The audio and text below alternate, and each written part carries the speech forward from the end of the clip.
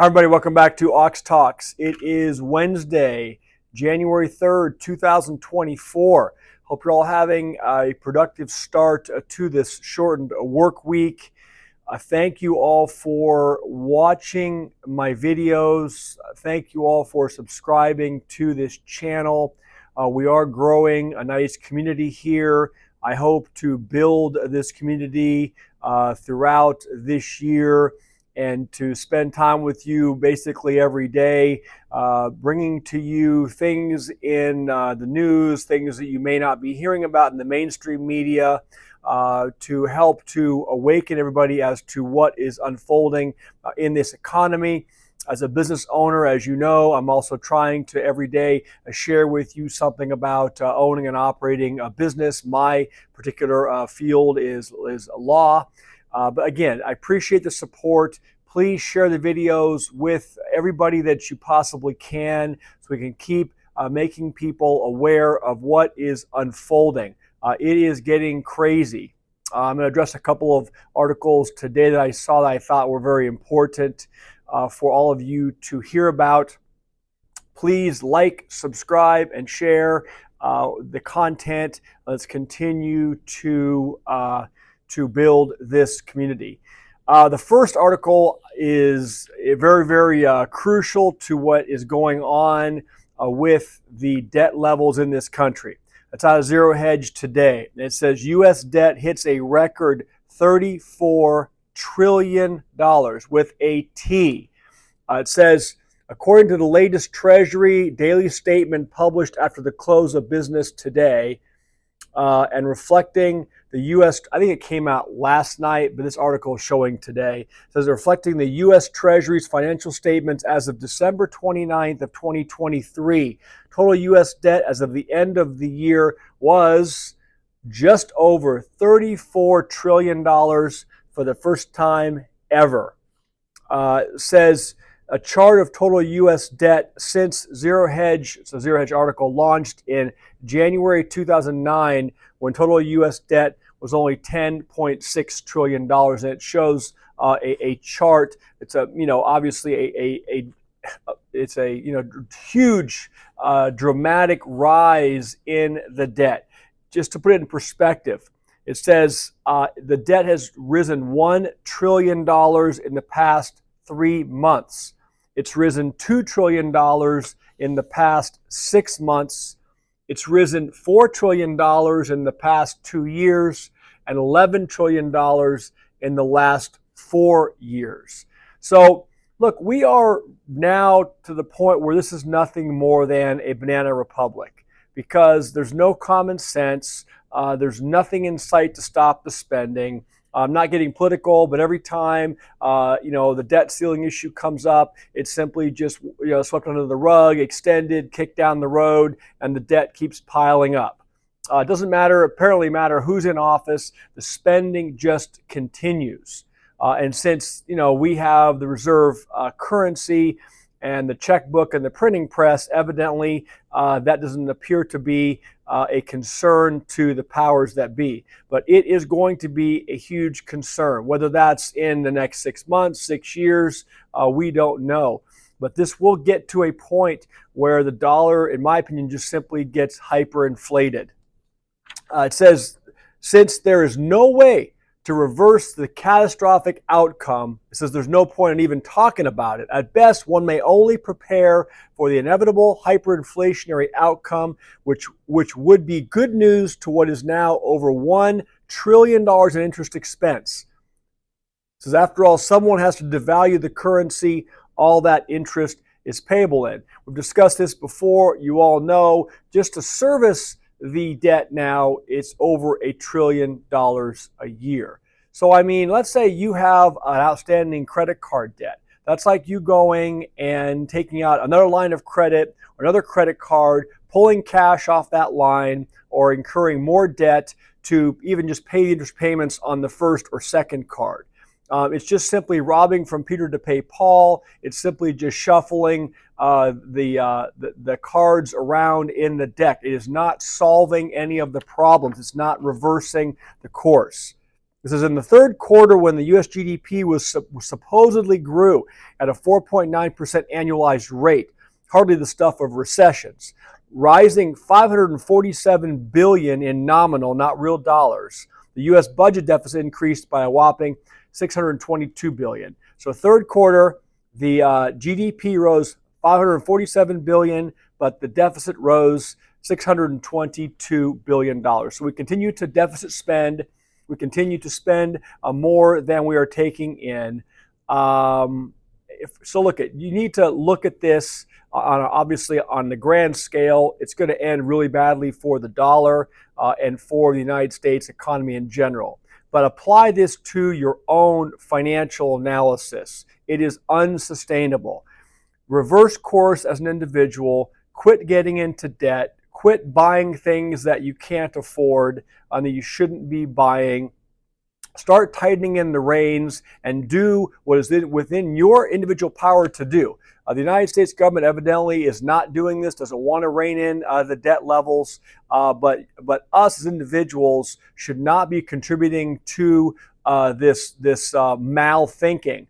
We should be getting out of debt, getting out of that system.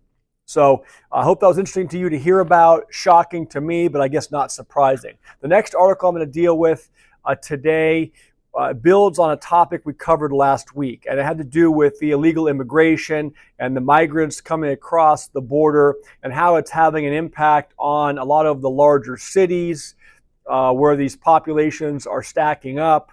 They're sleeping on the streets. They're using the public services. They're overburdening services.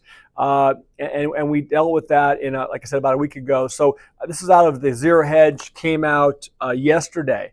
And it says, California hospitals slammed as illegal immigration costs soar. I want to go through the article. It's many pages in length. I'll address just the key points.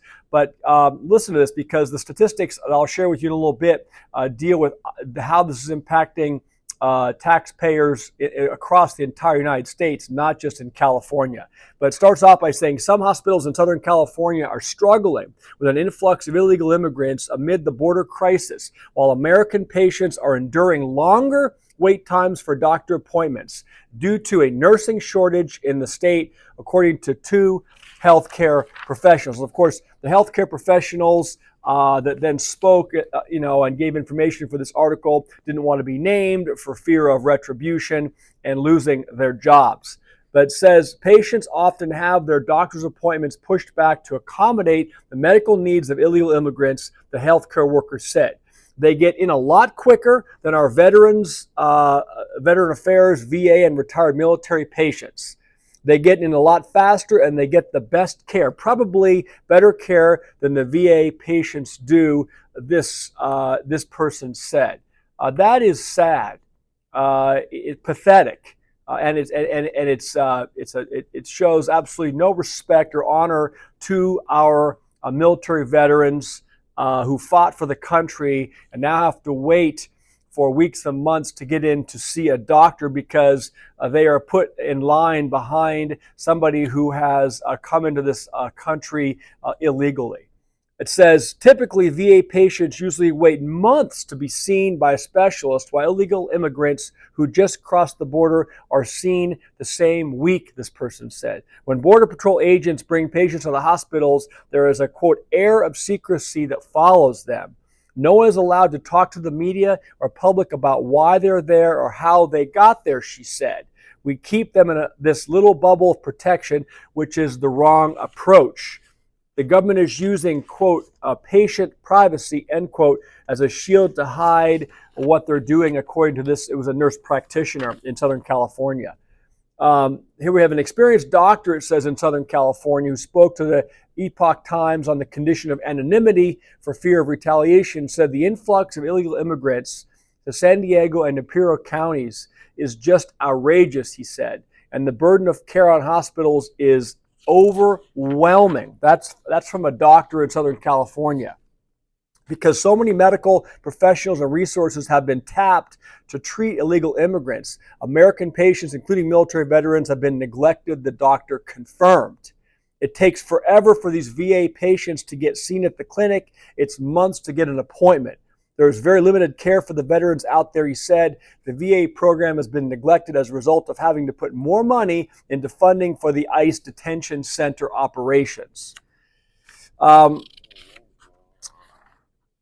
then let's talk about the article. I think does a good job now of summarizing, which I was not aware of these numbers, summarizing the costs of illegal immigration to the United States. This is according to the Federation for American Immigration Reform, FAIR, a nonprofit organization that pushes for changes in immigration policy. The cost of health care for illegal immigrants in California alone, through Medi-Cal was approximately $4.8 billion per year in 2022.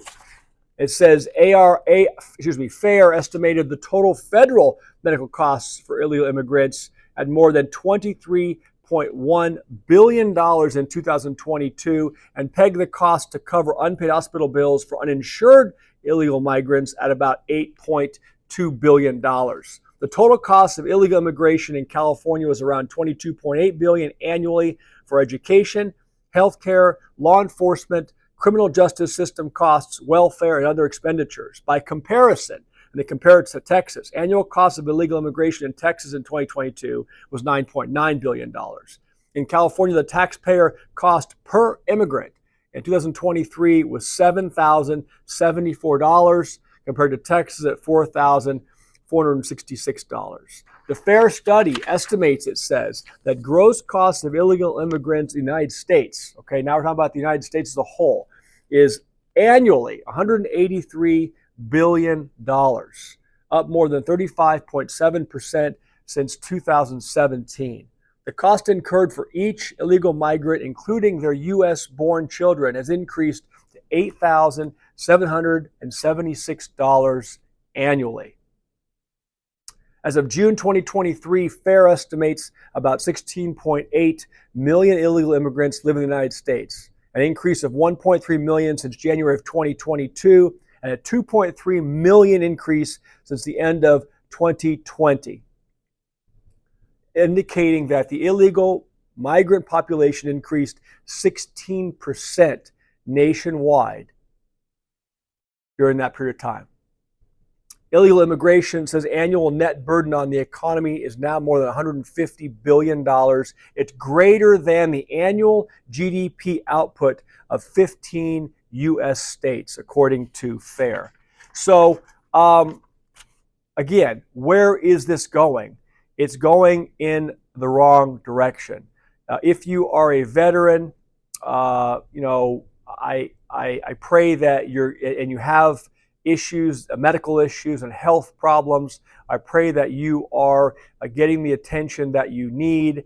Certainly leave comments below. I'd love to hear input from you depending on where you're located and what you're seeing on the ground level in your cities, at your local hospitals, if this is a problem. Certainly it is a problem here in California where I live. So let's continue to keep a watch on this as well.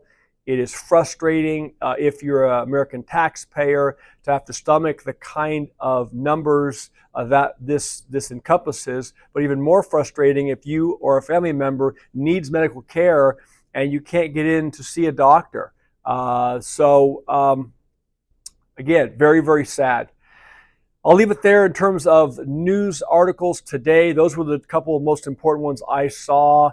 Please get your workouts in today. Start the new year correctly with a smart workout routine, something that works for your body with whatever limitations you may have.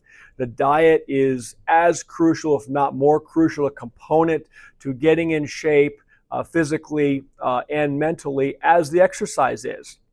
So please don't neglect that. Somebody put a comment in yesterday's video I responded to, I think this morning, saying that the person's diet was terrible. You can't do everything at once. You can't just make an overhaul change like that. My suggestion is, and again, I'm not a doctor, I'm not a nutritionist, I'm not an expert, I'm just saying this is what personally you have to start by making small but noticeable changes. Cut out certain things in your diet that you know are not good for you. and start making small changes, things that you can implement daily that will give you confidence to start making larger changes. Same with the workout routine. Start by walking 15, 20 minutes a day, doing a few push-ups and sit-ups, and you will build up to where you want to be. But again, the key is consistency, okay? So I'm working on some files today, doing some discovery on some real estate dispute cases, have some clients, some meetings. I'm gearing up for a couple of trials, which will be later part of this first quarter this year.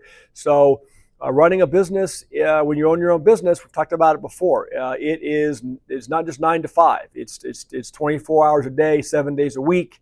And that's the burden that we bear to be our own bosses and to enjoy our own income stream and have that freedom.